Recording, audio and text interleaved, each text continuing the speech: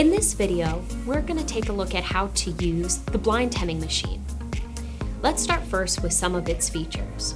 We have a thigh bar or knee bar underneath that presses the bottom of the machine down so we can slide fabric in. We also have this movable table that allows us to use just the small cylindrical part or the whole base, sliding the fabric over top. Then we have an interesting few details in here, a bent needle and a single thread. The single thread comes up from the back and goes down through just one single tension knob. We'll go through the threading process in a moment, but let's take a closer look inside where the work is happening. Here we have an arm that reaches and brings the thread over, and then the needle scoops that thread back up again. That's how it's able to use only a single thread.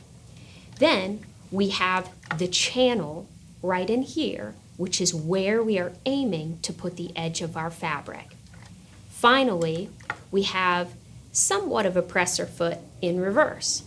This item that you see me moving with my knee is what presses the fabric up and allows the needle to skip up and grab just a few threads. Finally, our dial over here is the more or less pressure on this moving piece. The piece that moves with my knee, the reverse presser foot that is pressing the fabric up into the channel. To the left is loose or less pressure, and to the right is tight or more pressure. Now let's take a look at threading. Our blind hemming machine uses a thinner thread. It's called Scala 200. The exact colors and number are written in the specific supplies sheet. Let's snip off our thread and put on our new cone. Then we'll tie a simple knot to pull our new thread through. Nice and tight. Now we'll release the pressure by pushing our knee bar and then pick up the tail of the thread near the eye. Gently pull the thread through, making sure that it goes through each step without breaking. And finally, if we're lucky, it will even go through the eye. Oop. We'll snip it off and thread it through. Using our tweezers, we're going to thread up from the bottom of the needle through the eye. There we go. And then we'll just pull this thread and let it rest in front. Simple as that. Now our dial up here is the only tension dial for our single thread. Again, lefty, loosey, righty, tighty. It's important that the tension is correct and we can tell when we're stitching if the loops are too tight or if the loops are too loose. Let's start sewing and we'll be able to take a closer look. So we have the bottom of a pant leg here. We're going to use this as a sample. This is why we like to keep these bits when we cut them off. We're going to slide this pretend pant hem on, push our thigh bar to release the reverse presser foot, and then let that presser foot come back up. We need to make sure that this arm is free and not stuck up on the machine. It needs to be loose, but in place. And the edge of our pretend hem, where the serging is, needs to be right in the channel, right in here. See how there is a break between these two metal pieces? We are aiming to put the edge of our hem directly in there where the needle will pick it up. Okay, we are ready to sew.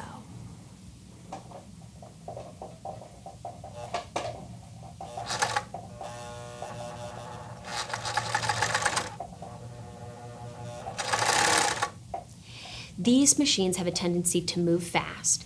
It's okay to stop and readjust as we are sewing. take a look at how the fabric feels. Is it pulling? Is it tight? Is it stuck? Or is it moving freely through my fingers? It's moving freely, and we want to make sure that we're not pulling on it either. We do not want to pull it tight. If you pull the fabric too tight, the needle cannot grab the threads, the few threads that it needs to pick up to complete this hem correctly. So we need to make sure that we are guiding the fabric, but not pulling, just letting it move underneath the needle. As we come back around, we can see that the tension is beautiful because it's almost impossible to see where that little thread looped through. Let's come all the way back to a seam. Now that we've reached a seam, we're ready to pull the fabric off. There is no back stitch on this machine. It's just important that we pull the fabric off the correct way so that this single thread doesn't unravel. Now, when we have finished our seam and we're ready to pull the fabric out, we're going to use the hand wheel turning away from us to move this arm almost all the way back over. Then we're going to use our little snippers and just snip that thread right there in between the arm. Then release our presser foot, pull the fabric out, and just pull that little tail to tighten. Now we've secured the end and our hem is finished.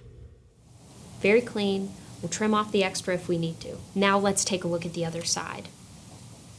See how these little bits are where the needle picked up the thread, but they're almost imperceptible. That's what makes the blind hem blind. Finally, let's take a look at how to replace the needle. The needle in this machine is interesting because it's bent. The type of needle that we use for this machine is a 75 size and a ballpoint. It helps the needle slide through the fabric easier. The screw holding the needle in place is right here on the front of the machine. We're going to gently loosen that, but only enough to let the needle out, not enough to take the whole screw out. We want to leave that in place.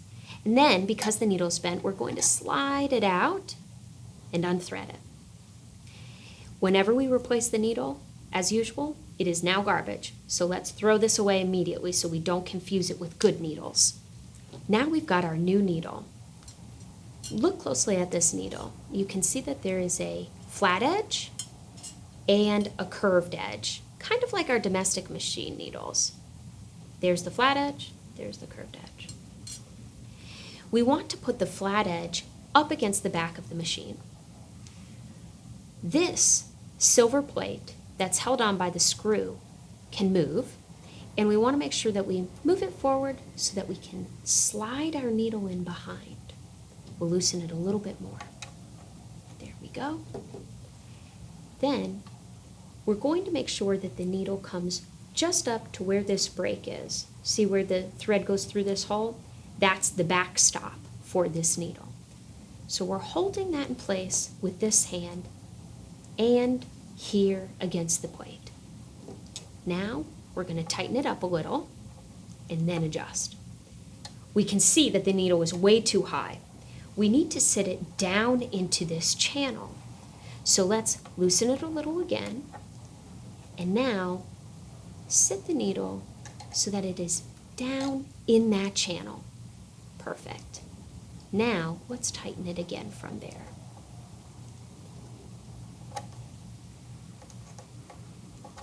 Okay, good, nice and tight. So as you can see, the eye of the needle is just barely not entering this channel, which allows us to complete the threading by bringing our thread up through the new needle.